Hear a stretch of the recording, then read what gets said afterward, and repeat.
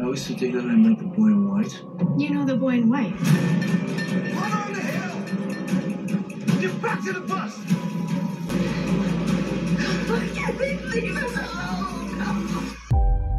Like a dream. You looking for these? Into my life. You can't save them all.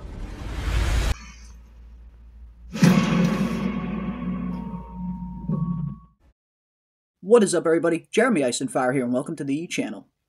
As Season 3 of From continues to progress, we are starting to see them maneuver some pretty interesting pieces into place for upcoming episodes, along with potentially setting up some massive reveals to play out over the course of the season. And now with Tabitha returning to Fromville with some newcomers along with her, it's looking like Episode 4 is set up to be a pretty high-intensity episode, with the ambulance arriving at night, which is going to cause a whole slew of different dangers. But on top of that, it looks like we could potentially be getting some interesting answers as well, as Victor is seemingly getting ready to unveil some kind of story to Sarah, which will hopefully unlock some more memories of the town's past, and maybe even give us some more insights as to what happened during the 1978 massacre, as it looks like a flashback to that event will be coming in Episode 4. The trailer begins right where Episode 3 left off, with the ambulance approaching the downed tree in the middle of the road, indicating to us as the audience, and to Tabitha as well, that they are already stuck in Fromville. As we see Tabitha, and one of our new cast members in Season 3, the female officer named Acosta, exiting the ambulance, with Acosta asking, "Where is everybody?" And speaking of, a character that is noticeably absent from the trailer is Henry. Last time we saw Henry, he was unconscious in the back of the ambulance. Now, it's possible that he is still unconscious, but a lot of us have been left to wonder, will Henry actually make it to the town of Fromville? Will we actually get to see this long-awaited reunion between father and son? Or will Henry be met with an untimely demise before he has a chance to meet Victor? I, for one, am really hoping that they have a chance to have this highly anticipated reunion, but I suppose it would also be just like Fromville to pull the rug out from under our feet and have Henry get killed off just before he and Victor meet. Next, the trailer cuts to a scene between Sarah and Victor, as Victor is recounting to Sarah the first time that he met the boy in white, as we see a flashback to him on the merry-go-round the morning of the 1978 massacre, with Sarah looking a little bit surprised, as apparently she was under the assumption that she was the only one that has ever seen the boy in white. Which, if nothing else, further conveys that the townsfolk of Fromville very rarely convey their supernatural encounters with one another. But this is definitely one of the scenes I am looking forward to seeing the most in Episode 4. Just what kind of story is Victor going to be telling to Sarah, and in turn, what kind of memory could that unlock in Victor, and by proxy, give us some kind of definitive information as to what really led to the massacre in 1978, and whether or not Christopher had a hand in facilitating it, as we did see a shot of Christopher holding the ventriloquist doll in one of the Season 3 trailers that we have yet to see in any of the episodes thus far. And I do get the feeling that the Season 3 trailers were mostly comprised from scenes of the first 4 or maybe 5 episodes in total, so I do get the feeling we are going to see that Christopher scene in Episode 4 or 5 the latest. And I'm also hoping that we're going to learn a little bit more about the boy in white as well, as Victor and Sarah are two of the only characters that have actively seen him. As up until this point, the boy in white's true motives are still a massive mystery, including why exactly he even sent Tabitha to the real world to begin with. I'm sorry. I really am. This is the only way.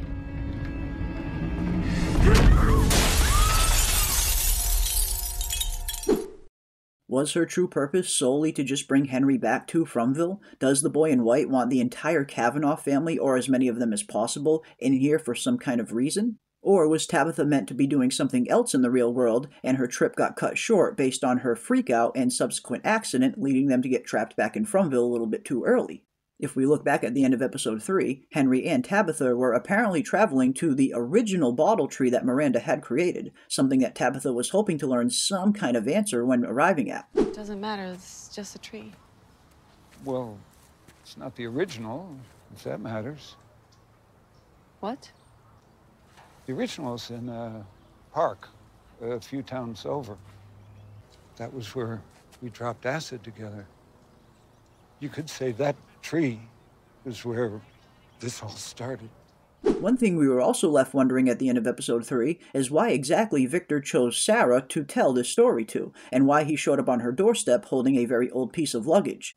A piece of luggage that we have since learned might be containing a projector. And if that is the case, just what exactly is Victor getting ready to play for Sarah, and will he even have a chance to play it in its entirety? After all, when we look back to the Season 3 trailer, there is one scene of Victor and Sarah in a fort that they have made, seemingly catching on fire. Could the projector potentially overheat before they have a chance to play the entire video, leaving us just short of reaching a profound answer? Or will Victor have seen enough to shake loose some kind of memory before it malfunctions? We also see a scene at Colony House of someone ringing the bell, yelling "Runner on the Hill," indicating to us that the ambulance has arrived in town and someone is potentially approaching Colony House on foot. As we cut to a scene of Julie, Ethan, and Jim looking out the window as the ambulance passes their house, as we can see its lights outside of the window. But next, the trailer is really starting to heat up, as we see Boyd yelling, "Get back on the bus," to what is most likely Randall. At the end of episode 3, we saw Boyd approach the bus, offering to swap accommodations for the night, as Boyd wants to keep an eye on the monsters when they come out and study their movements. What the fuck do you want? I was thinking, maybe we switch tonight. Switch what? Accommodations. You take the sheriff's station. I'll take the bus. Why? Because I want to watch our friends when they come out of the woods tonight. See what they're up to. But it looks like Randall has opted to stay with Boyd on the bus. A decision that he might come to regret, as next we see him being surrounded on all sides by the monsters. And this is a scene many have been looking forward to ever since it first premiered in the Season 3 trailer, when we first saw Randall seemingly writhing on the ground and then being approached by monsters. And now, after witnessing episode 3 and seeing that the cicada attacks are not fully gone where Randall is concerned, whether they're real or just in his head, I'm starting to wonder if he is going to experience another one of these cicada attacks at the most inopportune of times when he is outside surrounded by monsters. And one scene we do remember from the Season 3 trailer is Randall stating to someone that he thinks death might not be the worst thing that could happen to somebody here. And after Randall's recent outing being stuck in the cicada coma, you can totally wonder why he might think that. Everybody just talks about how afraid they are of dying. Well, I don't think that's the worst thing that can happen to you here. As next, it cuts to a scene of Boyd approaching the ambulance with one of the monsters behind him jiggling the keys, which of course is another highly anticipated scene from the Season 3 trailer. And judging by the ambulance arriving at night, it's looking like Boyd and Randall are both going to depart the bus to potentially help, which makes me think back to the episode 4 synopsis, which states that Boyd is going to be faced with a difficult decision upon new arrivals entering the town, with Boyd maybe being forced to have to choose who to save and who to let die, which would of course fit with the overall theme of Season 3 where Boyd's character is concerned, where the monsters clearly don't want to kill him, but want to break him, and of course having him forced to choose who lives and dies could just be the latest in the psychological torment that they are employing on Boyd. Could he be faced with the choice to leave Randall behind in order to save who arrived on the ambulance? And could that also be what the monster was referring to earlier when stating, "You can't save them all"? Whatever the outcome, it certainly seems like this place is unrelenting in its pursuit to break Boyd down. We also cut back to Colony House where it appears that Mari is doing CPR on somebody, which I get the feeling is the character Nikki that we have seen earlier in Season 3, the one that was mean to Fatima outside of the bathroom in episode 1, as we see in a previous trailer what appears to be Nikki getting shot or injured in some manner inside Colony House. And it looks like, at the very least, that Boyd and Acosta will successfully make it inside, as we see them in the background looking on. Followed by a shot of Donna devastatingly asking why can't they just leave us alone, with Boyd trying to console her. So it certainly looks like everybody, not just Boyd, is being psychologically pushed to their limit. As next, the trailer ends with a scene of Boyd and Donna looking outside of the window at Colony House, witnessing Lord only knows what.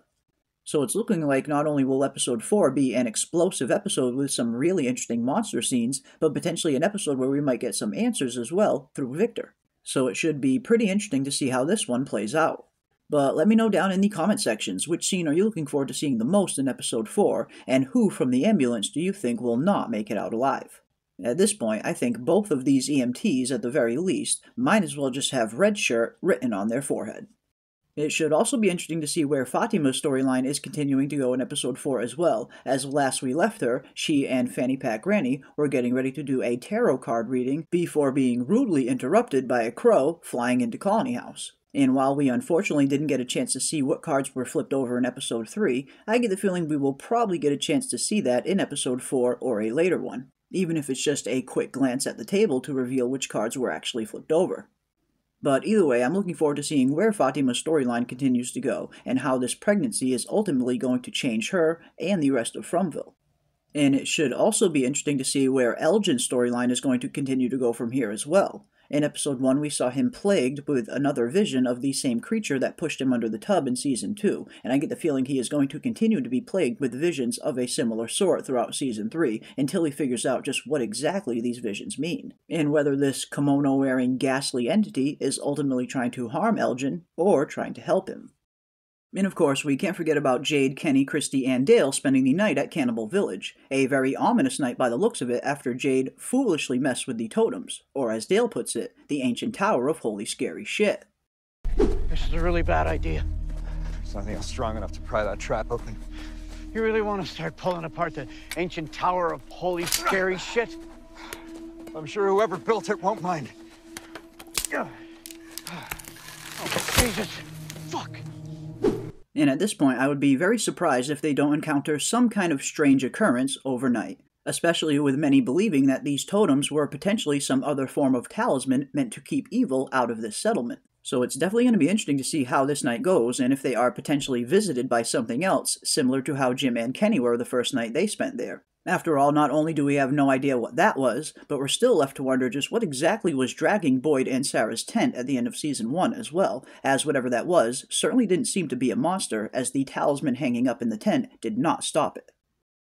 But that is going to do it today for our episode 4 preview breakdown for There and Back Again. And if you enjoyed this video, don't forget to leave a like on your way out and consider subscribing to stay up to date on all of our upcoming content. And don't forget to come and join us every Sunday night at 8 p.m. Eastern Standard Time for our live From watch parties. And as always, keep those tinfoil hats on, folks, and I will see you on the next one. Where is everyone? Oh my god. The night everyone died. I was sit together and met the boy in white. You know the boy in white. Run on the hill! Get back to the bus! You looking for these? Leave us alone.